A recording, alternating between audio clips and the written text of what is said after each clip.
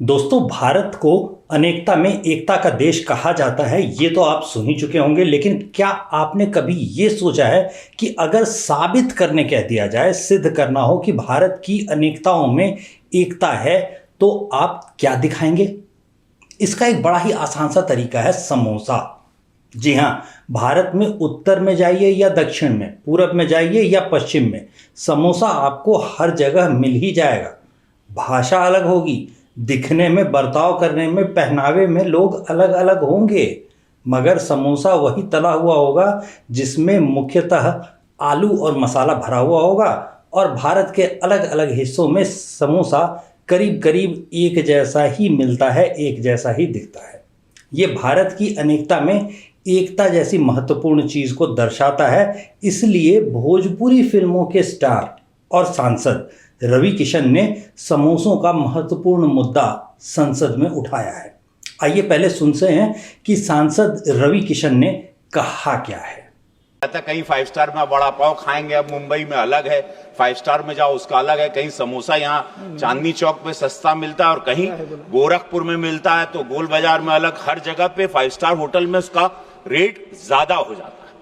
किसी भी ढाबे या होटल में किस वस्तु की मात्रा क्या होगी, ये माननीकरण नहीं किया गया है। कहीं कटोरी भर छुट्टा में दे देला, कहूं बड़का मिलाला, कहीं छोटा समोसा मिलता है, कहीं बड़ा मिलता है। ये आज तक हमको भी समझ में नहीं आया।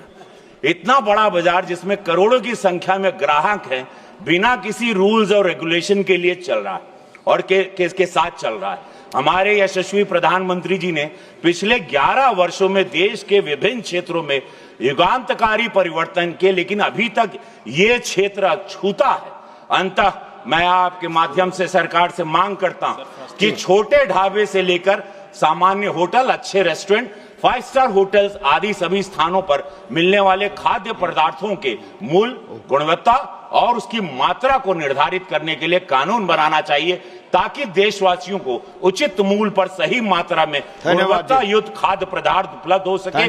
किसी ढाबे में तड़का दाल 100 रुपए में, किसी में 120 रुपए में, किसी में 250, किसी 400। बस, धन्यवाद महोदय। तो दोस्तों, ये तो थी समोसों की समस्या, लेकिन इसे समझने के लिए हमें थोड़ा सा इतिहास भी देखना होगा। असल में समोसे भारत के मूल पकवान नहीं होते। ये 13वीं 14वीं शताब्दी में इस्लामिस्ट हमलावरों के साथ भारत आया था। ईरान के कई क्षेत्रों में इसे संबूसा बुलाया जाता था, अभी भी बुलाया जाता है। अमीर खुसरो ने दिल्ली सल्तनत के दरबारी भोजन में संबूसे परोसे जाने की बात की है, और इब्ने बतूता ने भी उसी दौर में भारत में संबूसे के बारे में लिखा है। विदेशी संबूसे और भारतीय समोसे में एक बड़ा अंतर ये होता है कि इसमें भरा क्या है। विदेशों में जब तक ये संबूसा था, तब तक इसमें मीट, कीमा या मछली वगैरह भी भर देते थे। भारत आकर के ये अधिक शाकाहारी हो गया है।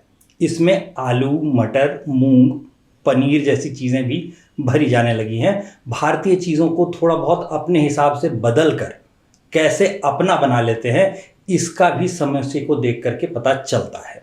समोसे के साथ अनेकता में एकता इसलिए भी समझ में आ जाती है क्योंकि हल्दीराम का समोसा भी जो होता है वो समोसा ही है, और ट्रेन में टोकरी में समोसे बेचने आया भी समोसे ही बेच रहा होता है। मूलतः दोनों में भरा भी आलू है, मैदे आटे में लपेट कर छान कर बना भी उसी तरीके से है, लेकिन हर समोसा अलग अलग होता है। मेरे मोहल्ले में 3 दुकानें हैं, तो एक समोसे वाला अपनी हरी लाल चटनी के लिए जाना जाता है, दूसरा वाला अपने कुरकुरे और खास्ता समोसे के लिए जाना जाता है, तीसरा मटर की सब्जी के साथ समोसे का चाट जैसा कुछ बना देता है, इसके लिए विख्यात है। हर दुकान का समोसा दूसरे दुकान के समोसे से अलग होता है। जैसी भारत में विविधता है, वैसी ही विविधता समोसे में भी देखी जा सकती है। यही वजह है कि रवि किशन जो वजन, कीमत इत्यादि के हिसाब से सभी समोसों को एक जैसा करना चाहते हैं, वो विविधता को खत्म करने की भाजपाई साजिश लगती है। हर हलवाई एक अलग व्यक्ति होता है और उसके बनाए में स्वाद भी अलग होगा ही, इसलिए मसालों की मात्रा भी बदली जाती है।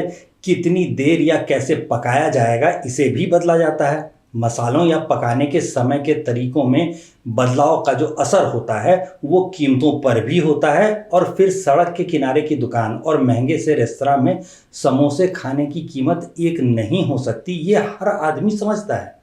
इसलिए भारत में समोसा 2.5-3 रुपए से लेकर के 150-200 रुपए कितने का भी हो सकता है।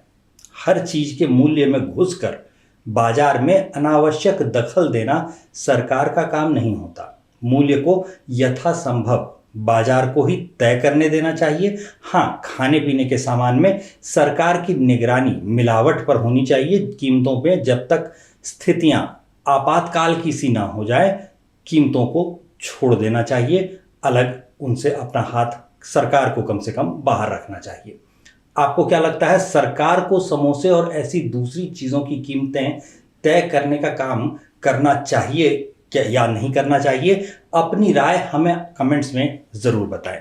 धन्यवाद।